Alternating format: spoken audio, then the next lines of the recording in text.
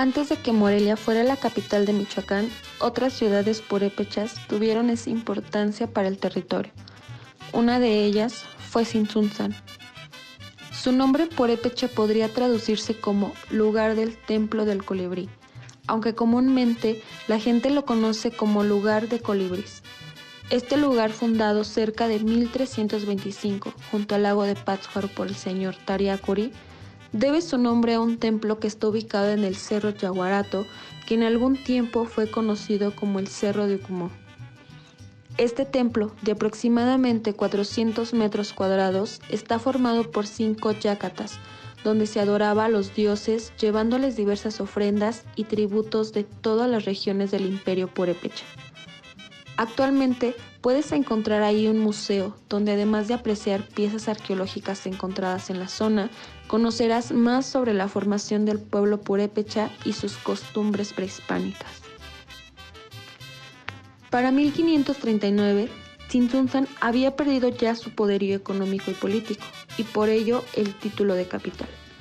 Sin embargo, se convertiría en uno de los sitios más visitados de Michoacán. A una hora de Morelia se encuentra este pueblo mágico, donde puedes apreciar su pasado purépecha junto con la herencia colonial en las calles. Al igual que en otros pueblos de Michoacán, la tradición de Día de Muertos es muy importante en esta comunidad, y durante esta celebración en noviembre se siente el ánimo de la gente y su actividad en todo su esplendor.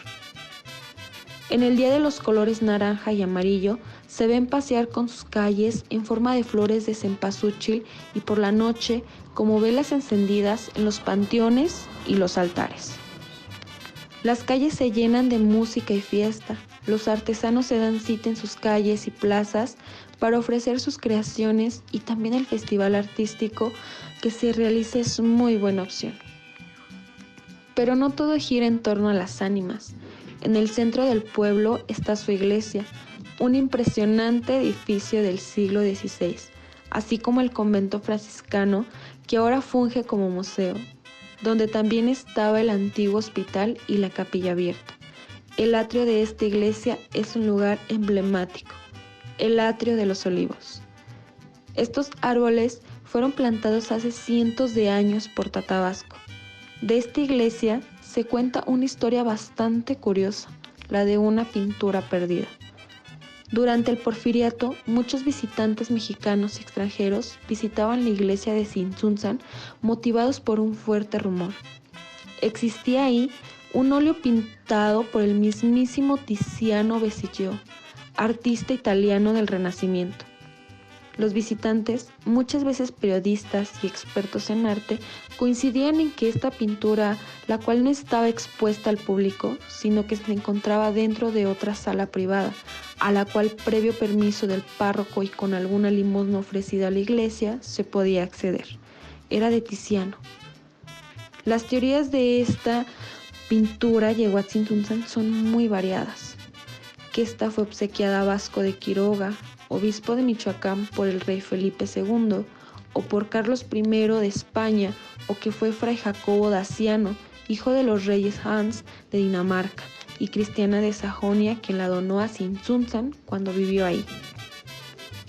En 1926, la pintura fue llevada a la Capilla de la Soledad, y para 1944, en Jueves Santo, un incendio se produjo ahí consumiendo muchas imágenes y pinturas que estaban en este templo, entre ellas la de Tiziano, aunque se dice que el incendio no fue accidental sino provocado.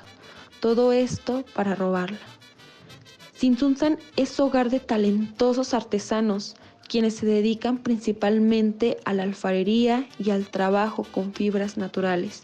Conocimos ahí a Francisco Guillén y a Antonio Cornelio, quienes con maestría crean piezas únicas, pero además puedes encontrar en las calles principales de la comunidad y a las afueras de su iglesia el trabajo de otros hábiles artesanos. ¿Conocías estos datos sobre Tzintzuntzan? Cuéntanos algo más que sepas sobre esto u otros pueblos michoacanos. No olvides suscribirte a nuestro canal. Hasta la próxima.